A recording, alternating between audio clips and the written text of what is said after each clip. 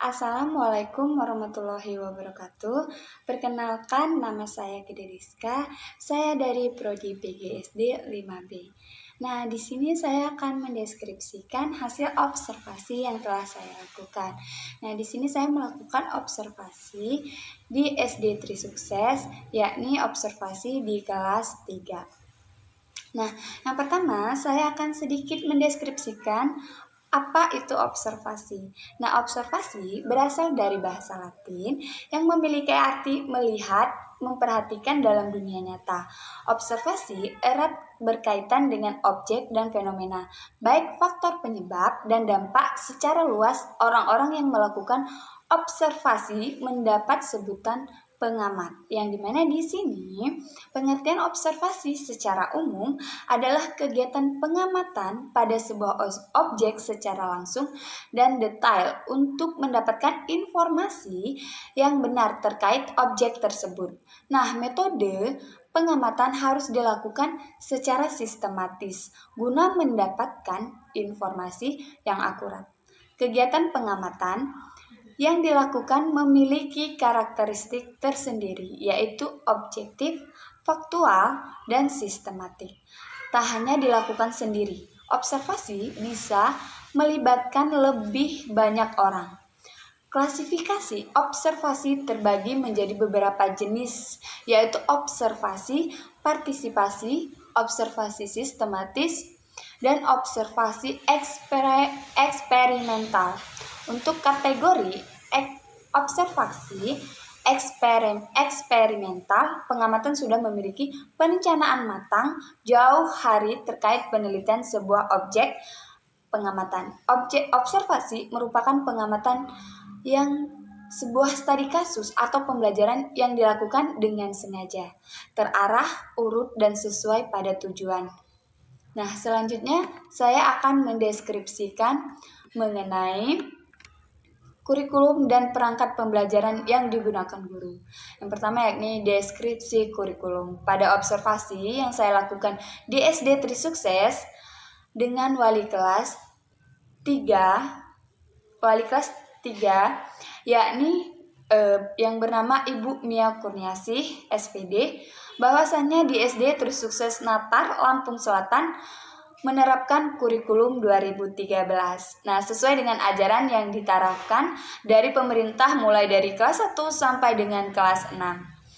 Nah, dengan menerapkan sebuah pembelajaran tematik dan buku yang sudah diterbitkan oleh pemerintah yang dikhususkan untuk pembelajaran kurikulum 2013, di mana di sini kurikulum 2013 pembelajaran menggunakan sistem tematik, di mana di sini pembelajaran tidak lagi terpisah namun tetap dijadikan satu dalam bentuk sebuah tema yang memasukkan beberapa materi pembelajaran.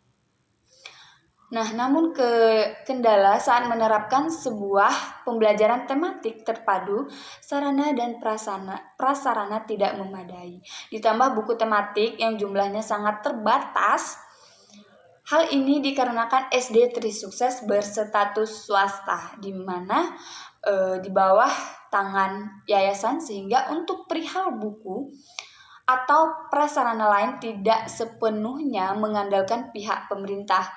SD Trisukses ini berbasis agamis, di mana SD ini di bawah naungan pihak Yayasan Pondok Pesantren Nurul Huda Natar, Lampung Selatan. Pembelajaran lebih mengarah ke agama dan terpegang dengan kata Trisukses yang mempunyai arti mendalam, yaitu tri yang artinya 3, dan sukses yang mempunyai arti mendalam, yaitu kesuksesan yang harus diraih dan diterapkan pada peserta didik. Nah, yang diterapkan pada peserta didik yaitu berilmu, berakhlak mulia, dan mandiri.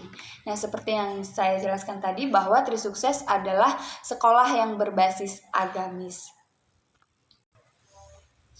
Nah, tujuan pembelajaran yakni karakter siswa yang diharapkan, di mana di sini siswa memiliki akhlak yang baik, pengetahuan yang luas, karena sesuai dengan dengan pembelajaran yang diterapkan di SD Trisukses, di mana di sini SD Trisukses bersifat lebih ke agamis. Nah, kegiatan pembelajaran di sini pula tidak secara umum, namun juga mempelajari mengenai agama. Nah, selanjutnya sumber dan media pembelajaran. Materi pembelajaran yang didapatkan dari buku, tematik maupun sumber lain, seperti metode pembelajaran di sini dilakukan metode pembelajaran melalui ceramah. Kebanyakan dilakukan melalui metode ceramah.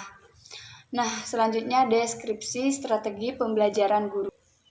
Guru menggunakan strategi pembelajaran saintifik dikarenakan pendekatan saintifik telah dipergunakan dalam pendidikan di Amerika akhir abad ke-19, di mana pada saat itu pembelajaran sains menekankan pada metode laboratorium formalistik yang kemudian diarahkan pada fakta-fakta ilmiah. Namun, di sini guru SD Trisukses melakukan pendekatan saintifik dalam upaya lebih memfokuskan pembelajaran melalui praktek dan agar dapat memudahkan siswa dalam memahami. Tujuan pendekatan saintifik dalam pembelajaran antara lain untuk meningkatkan kemampuan berpikir peserta didik, membentuk kemampuan menyelesaikan masalah secara sistematik, menciptakan kondisi pembelajaran supaya peserta didik merasa bahwa belajar merupakan suatu kebutuhan. Melatih peserta didik dalam mengemukakan ide-ide, meningkatkan hasil belajar peserta didik, mengembangkan karakter peserta didik. Nah, selanjutnya deskripsi pemanfaatan iptek di SD Trisukses. Pentingnya iptek dalam proses pembelajaran yakni khususnya pada saat pembelajaran daring. Pembelajaran berlangsung menggunakan sosial media WhatsApp dikarenakan SD Trisukses masih kurang dalam menggunakan iptek dari guru maupun wali murid sendiri. Nah, adapun pembelajaran saat luring di SD Trisukses juga belum melibatkan iptek proses pembelajaran karena kurangnya sarana prasarana di sekolah SD Trisukses. Nah, pengelolaan kegiatan ekstrakurikuler dan kokurikuler. Nah, di SD Trisukses adapun ekstrakurikuler yakni yang pertama ada pramuka, membaca Al-Qur'an dan pencaksilat. Adapun kegiatan kokurikuler, SD Trisukses melaksanakan kokurikuler 1 tahun sekali, itu pun hanya untuk kelas 6. Biasanya SD Trisukses melakukan kunjungan ke Museum Lampung 1 tahun sekali di akhir semester. Sekian yang dapat saya sampaikan. Saya mohon maaf apabila ada salah kata. Saya akhiri dengan wassalamualaikum warahmatullahi wabarakatuh.